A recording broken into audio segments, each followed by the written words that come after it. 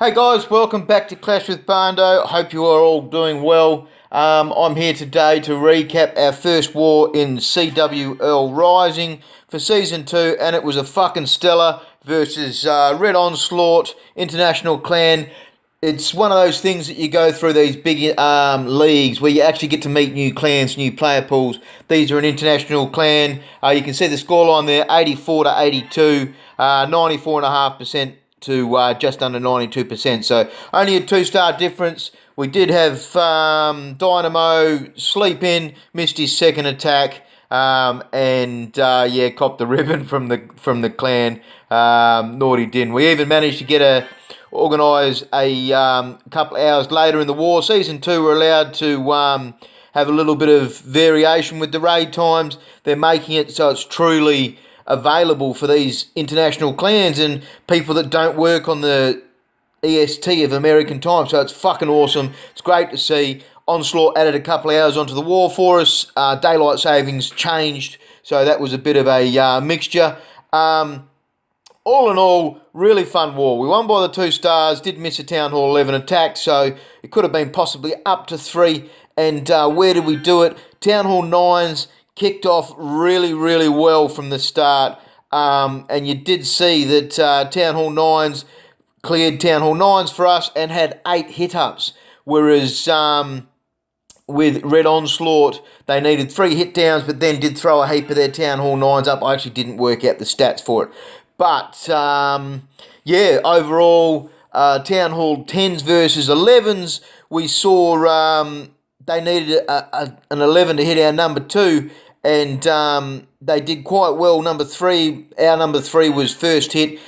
All in all, we both spent 10 Town Hall 10s on Town Hall 11 bases. There was a massive hit from Twan on number 2, 65%. I am actually going to replay that. From there, we did have a Town Hall 10v10 3-star on their number 10. That was a tier 3 on the new system. It's trying to work these out. You can definitely see Season 2 is going to be a lot different. We need to pull our finger out as a clan at AA to get these tier 1 to 3s available. At the moment, we've only got the 2 tier 4s, and we've got guys working very hard to get their tier 1s active, and we've got a couple other people we're trying to source out to get these availabilities for the next second half, I should say. So from there, we saw there was also 5 packs on our team. Kiwi, Carnage, Dennis, Muzzer, Simply Shredded, and the enemy team did have the 5 as well. Really, really fun war. So what I'm going to do is I'm going to show the Town Hall 10 versus their number 2. This seems to be a bit of a common meta for Town Hall 11 at the moment. These walls in really fucking awkward places. And that's adjusting the pathing and all that kind of stuff. And what you see here is the Clan Castle lure. And what I liked about seeing this war was our Town Hall 10s really did watch these replays. You saw them work hard. It's getting harder to 2-star these Town Hall 11s, and we're chewing up attacks. 10 Town Hall 10 attacks to get 3 bases. It sounds like a lot, but it shows you that it is hard. And if your Town Hall 9s do well, you've got a total of 16 Town Hall 10 attacks. It only leaves a small portion of attacks to be able to go 10v10 3-stars, and we were lucky enough to have a really good open on number 10. So you see the Queen walk there. That's to get the Clan Castle. Now the Queen's going to walk around the side there. He uses the bowlers and a couple of Wizzies and a Valk on the side to get in. Now he's going to join up his ground force, and I really did like what happened here because the ground force doesn't need to jump into the into the Town Hall or the Eagle. It's going to get both. So you see it gets all of that, gets the Eagle, and he's already at that 60-odd%. Unfortunately, the Queen, she's got a fair bit of fire on her. She's not going to get much more. Gets the extra percentage there, but 65%, that's really good because if it's going to be even stars afterwards, 64%, no, he does get the 1 more % up top there. But if it does go to an even star war, which a lot of these are going to be in, the top clans, then a 65% from a Town Hall 10 is huge. It puts pressure on the other 10s. So it was a really good attack. Now let's have a look at the big on number 10. And this was based on a Queen walk. and it was more of a 3-phase attack. It was a really good Town Hall 9 open, and this is where Town Hall 9s are going to be able to give the Town Hall 10s a great chance to open up. The Town Hall 9 attack on this base was 80%, mapped out a lot of the air traps, and you can see there haste and some loons coming up the top there. Now that's going to be to get rid of those couple of defences. There was some air traps in there, some air skellies. There was actually a second one which failed to draw that second skelly.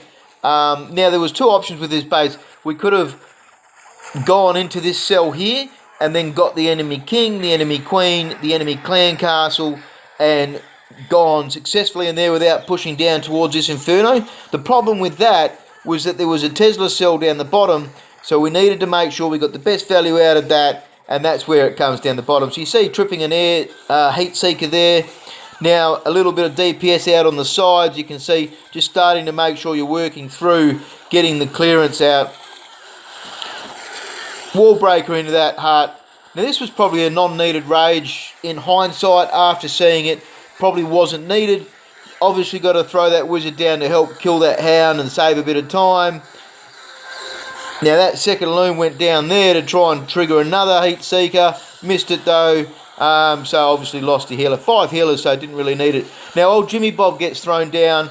Some bowlers, Valks, and a heal spell. But the problem is some of the bowlers walked. Wasn't the best funneling of troops. Now you can see now, baby's hitting the table, loons coming out. It's a bit of a rush towards this end there. The heal was really not used to very huge effect. Probably would have been better as either a freeze or a rage.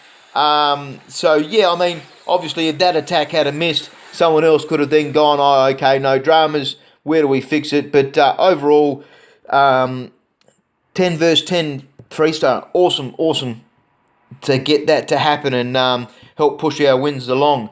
So what I'm going to show now is just 4 attacks from Town Hall 9s, and it's hard to pick out the best ones to show, but we had some really great raids. Now this was a Pentalobe. This is an old fucking raid, but done really well. What Simply Shredded's come from, he's actually from Down Under, one of our support clans, and we're actually going to be folding them into the Aussie Clans Alliance. Now, what this raid succeeds in doing is drawing that baby and the witch without drawing the Valk. So it's obviously, it's got to be a Valk in the clan castle, draws that off to the side. Now, the biggest thing I would say there is probably could have used a minion to draw the baby and the witch. That would have left the skeleton sitting over there with their thumbs in their asses, and they wouldn't have affected the start of it. Makes it a much easier draw. That's the way I do suggest, but uses the heroes to successfully get that clan castle out, and then starts his hound raid. So what happens there is, because he started his hound so quickly, the queen's going to get the clan castle down, and she's going to keep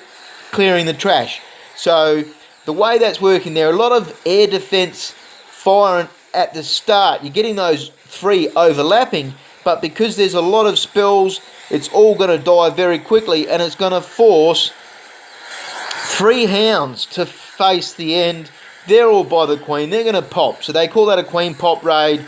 That's going to pop over the queen's head, give her a bit of what for, and it's all thank your mother for the rabbits from there. So enemy queen, his queen does die in the end, but you see it's still an unpopped hound. There's still lots of loons left. It was 2 hounds obviously unpopped there, sorry. So other ways you can do it is you can have a skelly spell for the end, but overall just such a simple raid, but by drawing that clan castle at the start, that's where he got it. So it's really good fresh hit there. These are all fresh hits, by the way, that I'm showing. We did have 10 fresh hits versus the opponents, and Red Onslaught, they had 10 fresh hits versus us as well. Out of 19 bases, that's not bad.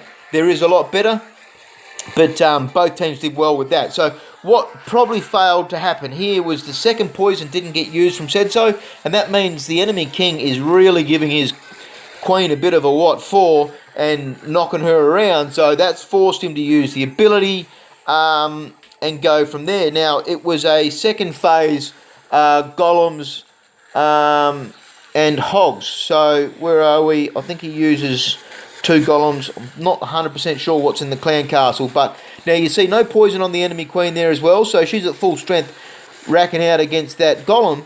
But the healers switch over to it. So that's quite an intelligent start to a raid, and that means because there's no air defense around there, it doesn't matter if it swaps over.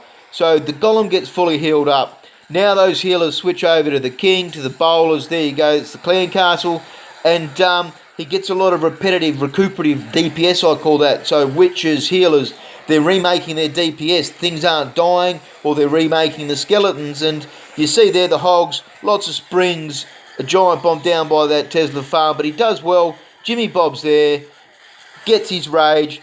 Both his heroes are at full health. There's a few hogs, corner building over the side there. So really intelligent raid. Love seeing that golem join into the queen and those healers swap over to it. I did see that somewhere else someone used a similar strategy.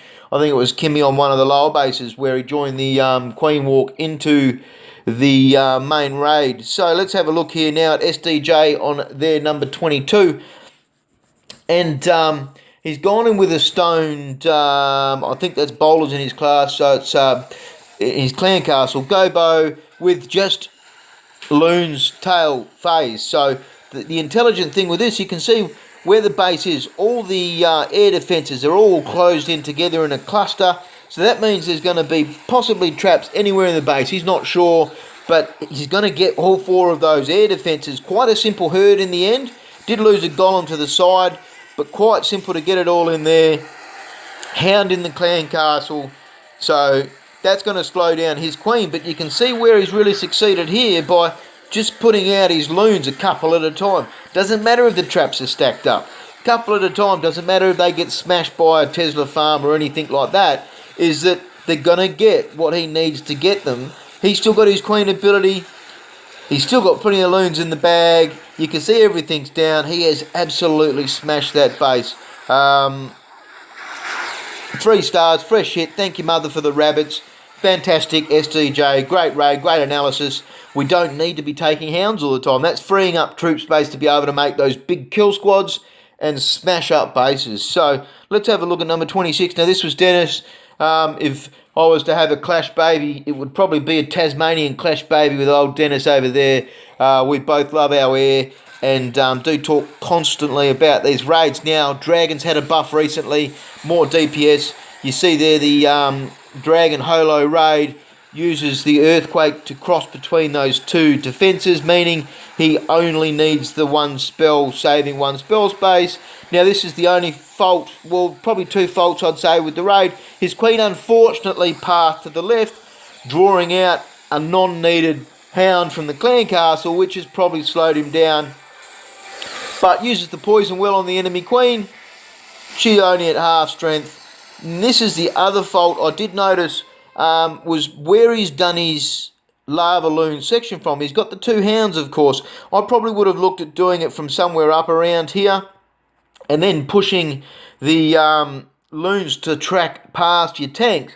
You then would have got that wall without worrying about that blower, and you would have had some loons finished to go into there, and it would have worked quite a treat. Now, we've got dragons getting slowed down on this hound. They get really held up whilst you've got only an X-bow and an archer tower firing down. But you see now the blower causing that grief to those midfield loons and hounds. There's a skeleton trap giving him a bit of what for, but they get knocked out. And you still see fighting into that blower. So this is where it might have been better just pathing those loons slightly different. But smashed it still. Probably not smashed isn't the best word for it. The loons just got home. There was a few pups on the side there, so quite lucky in the end, but a reasonably well planned raid. Came home with the 3 stars even through pulling out that hound. So it's just that queen going that wrong direction and probably dropping the hounds from the wrong spot. But a great analysis. It's good to see these dragons back in rotation.